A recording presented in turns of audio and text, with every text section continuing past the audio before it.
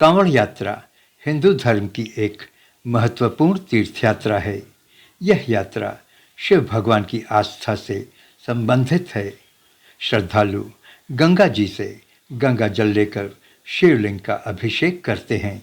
इन श्रद्धालुओं का भगवान शिव में आस्था दर्शाता है। श्रावण के महीने में इस यात्रा में लाखों की संख्या में श्रद्धालु भाग लेते हैं। वैसे तो ये यात्रा हरिद्वार से शुरू होती है।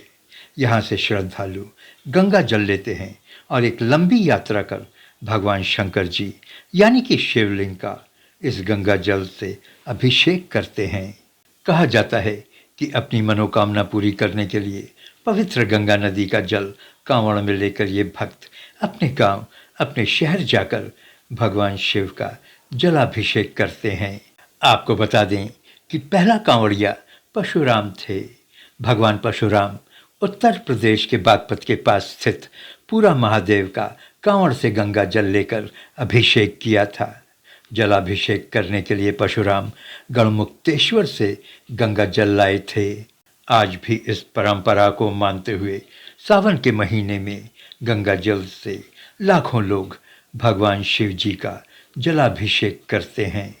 लेकिन कुछ विद्वानों का मानना है कि त्रेता युग में श्रवण कुमार ने पहली बार कांवड़ यात्रा की थी।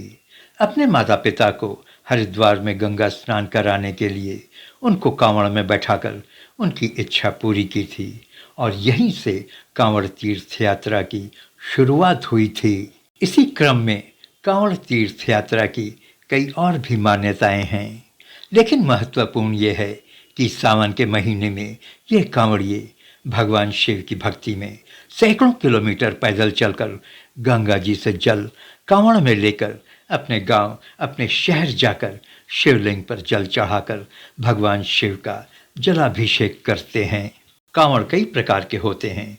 समान कांवड़, डाक कांवड़, खड़ी कांवड़ और डांडी कांवड़ के जरिए गंगा नदी का जल हासिल करते हैं और अपने शिवालयों में पहुंचकर शिवलिंग का जलाभिषेक करते हैं। सामान्य कांवड़ यात्रा में कांवड़िए रास्ते में आराम करते हुए अपनी यात्रा पूरी करते हैं। डाक कांवड़ यात्रा के दौरान कांवड़ियों को गंगा जल लेने के बाद बराबर चलना होता है जब तक कि जलाभिषेक नहीं हो जाता है। डांडी कांवड़ यात्रा सबसे कठिन यात्रा मानी जाती है। यात्रा करते समय कांवड़ियों को बोल बम का जयकारा लगाते हुए चलना पड़ता है। कांवड़ियों को घर से गंगा जी तक दंडवत करते हुए पहुंचना होता है। फिर जल लेकर दंडवत करते हुए शिवालयों तक पहुंचना होता है। खड़ी कांवड़ यात्रा में कुछ लोग एक दूसरे के सहयोग से खड़ी कांवड़ लेकर जाते हैं। इसे खड़ी कांवड़ यात्रा कहते हैं।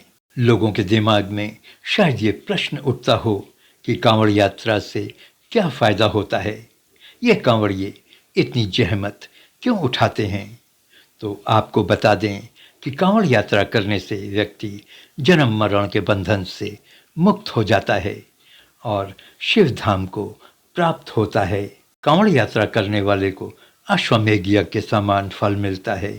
परिवार में सुख, शांति और समृद्धि आती है। कांवड़ यात्रा करने वाले की सभी मनोकामनाएं ऊपर वाला पूरा करता है। प्लीज़ लाइक, शेयर और सब्सक्राइब करें। जय हिंद, जय भारत।